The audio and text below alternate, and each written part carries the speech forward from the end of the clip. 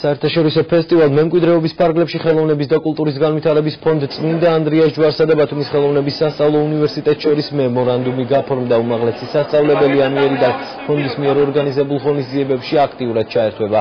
ხელოვნების უნივერსიტეტში დღესვე კონკურსით ჩატარდა სახელწოდებით ჩვენ გვიყვარს ვეფხისტყაოსანი.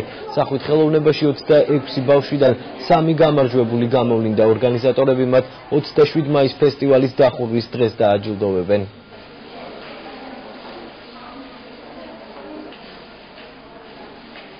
ვფიქრობ, რომ დღეს ნახველს ექნება საშუალება ნახოს, თუ როგორ შეიძლება ისწავლოს და როგორ იყო ქართული ტრადიციული სკოლა ხატწერაში.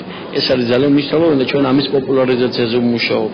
ფესტივალი გრძელდება 27-მდე, ყოველდღიურად იქნება სხვადასხვა როგორც ფილმების ჩვენებები, ესევე წარდგენება ახალი ნაწარმოებების შეხვედრა მწერლობასთან, იქნება მასტერ-კლასები. დღეს გაფორმებული მემორანდუმი უნივერსიტეტს წაადგება იმ მიმართულებით, რომ ჩვენ ფაკულტეტის უნივერსიტეტში არსებობს კინომიმართულება, ტელერეჟისორების და კინორეჟისორების სახით, სპეციალობების სახით. ჩვენ ამ ფესტივალთან დიდი ხანია მეგობრობთ, თანამშრომლობთ. ეს იქნება ერთგვარი პრაქტიკა და мотивация სტუდენტისთვის რაღაც გააკეთოს და ექნება საშუალება, რომ ის მიერ გაკეთებული სადღაც წარმოაჩინოს და აი ამ წარმოჩენით სახელიც მოიხვეჭოს და სადღაც მერე დასაწყისი გაიკეთოს გზა თავისი კარიერისთვის. ამ თემატიკით, რაზეც ჩვენ ვმუშაობთ, ჩვენ ვუბრუნდებით ჩვენს ფესვებს, ჩვენს საძირკველს, ჩვენს ნამდვილ მეს, ასე ვთქვათ და აი მე ძალიან მიხარია, რომ აი ეს ინსტიტუტი, აი ეს დაწესებულება გაიხსნა ზუსტად აი ვეფხისტყაოსნის კონკურსით.